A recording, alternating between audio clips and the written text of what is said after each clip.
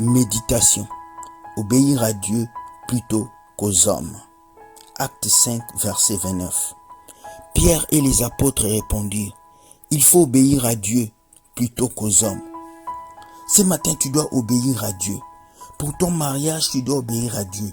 Pour ton succès, tu dois obéir à Dieu. Pour ton élévation, tu dois obéir à Dieu. Tout ce que tu dois faire sur cette terre doit être pour obéir à Dieu. Beaucoup d'entre nous, nous avons obéi à l'être humain. Nous avons obéi à ces faux pasteurs qui ont mangé notre argent. Nous avons obéi à ces faux prophètes qui ont pris toute notre économie. Dieu t'appelle ce matin à lui obéir. Chaque être humain a une histoire tracée par Dieu. Chaque être humain a une destinée que Dieu lui a donnée. Quelle est ta destinée? Ta destinée se trouve dans l'obéissance de la parole de Dieu. Car lorsque tu obéis en Dieu, Dieu te donne la capacité de dominer tout ce qui te bloque dans cette vie. Beaucoup de chrétiens sont bloqués dans la vie parce qu'ils n'obéissent pas à Dieu. Obéis à Dieu.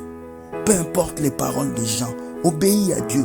Peu importe les critiques, obéis à Dieu. Peu importe les personnes qui peuvent venir t'influencer, commence à obéir à Dieu. Ce matin, Dieu veut que tu l'obéis. Même dans la souffrance, obéis à Dieu. Car les hommes peuvent t'acclamer aujourd'hui, demain ils vont te laisser. Les hommes peuvent t'aimer aujourd'hui, demain ils vont te détester. Mais lorsque Dieu t'aime, il ne te déteste pas. Lorsque Dieu t'aime, il te donne sa valeur. Il te donne la grâce, il te donne la puissance d'avancer. Vaut mieux obéir à Dieu plutôt qu'aux hommes. Nombreux cherchent à obéir aux hommes. Nombreux font des actes pour que les hommes les acclament. Mais que fais-tu de Dieu? Que fais-tu de celui qui t'a donné le souffle de vie? Aujourd'hui, apprends à obéir à Dieu. Mets ta main sur le cœur et dis, Seigneur, je vais t'obéir. Même si cela va me coûter ma vie, je vais t'obéir.